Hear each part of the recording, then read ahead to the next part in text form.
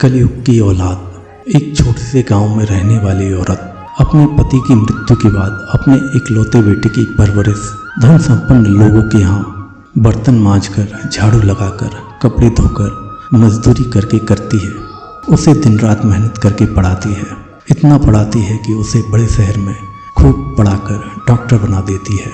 बेटे को सालों नहीं देखा, अपने घर भी नहीं बुलाया, केवल एक आशा लेकर एक दिन मेरा बेटा मेरा नाम रोशन करेगा, डॉक्टर बनकर लोगों की सेवा करेगा। अपने शांत स्वभाव और नेक नीति के कारण वह पूरे गांव में सम्मानित हो गई थी। लोग उसकी तारीफ करते थे। पूरे गांव में चर्चा होती, कौशल्या का बेटा बड़ा डॉक्टर बन गया है, शहर में बहुत बड़ी हॉस्पिटल खोल ली है। एक बार कौशल्या बहुत बीमार हो गई। गांव के लोगों ने उसे अपने डॉक्टर बेटे को बुलाने के लिए कहा तो वह लोगों से कहती है, वह डॉक्टर है, कई लोगों का इलाज करता है, उसे वहीं रहकर लोगों की सेवा करने दो। तब लोगों ने उसे बेटे के पास जाने को कहा, पर उसके पास पैसे नहीं थे शहर जाने को। तो गांव के लोगों ने थोड़े थोड़े पैसे जोड़कर कौशल्या को दिए और उसे शहर जाने के लिए भेज दिया। ट्रेन से उतरकर डॉक्टर बेटे का पता कर उसके पास चली जाती है।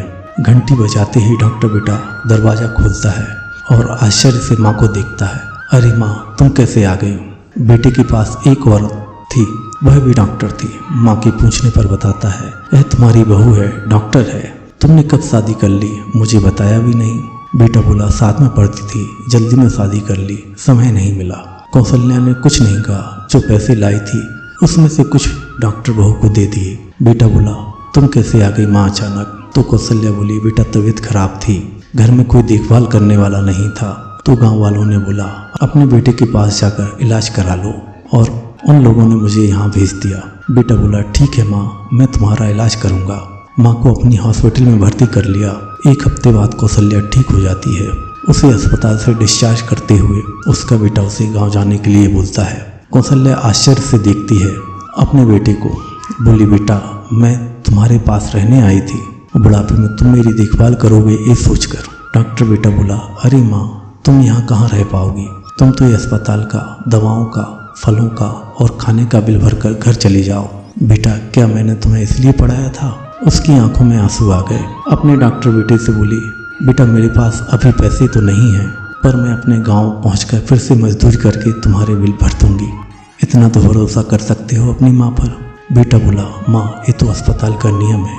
फिर बोला, ठीक है, अभी मैं जमा कर देता हूँ, पर आप जल्दी करना पैसे जमा करने में। कौशल्या अपने बेटे के सिर पर हाथ फेरते हुए रोते हुए अस्पताल से वापस आ जाती है अपने गाँव में। लोगों के पूछने पर बताती है, बेटा बहुत अच्छा है, लोगों की सेवा करता है, तो मैं वापस आ गई, अब ठीक हो गई हूँ।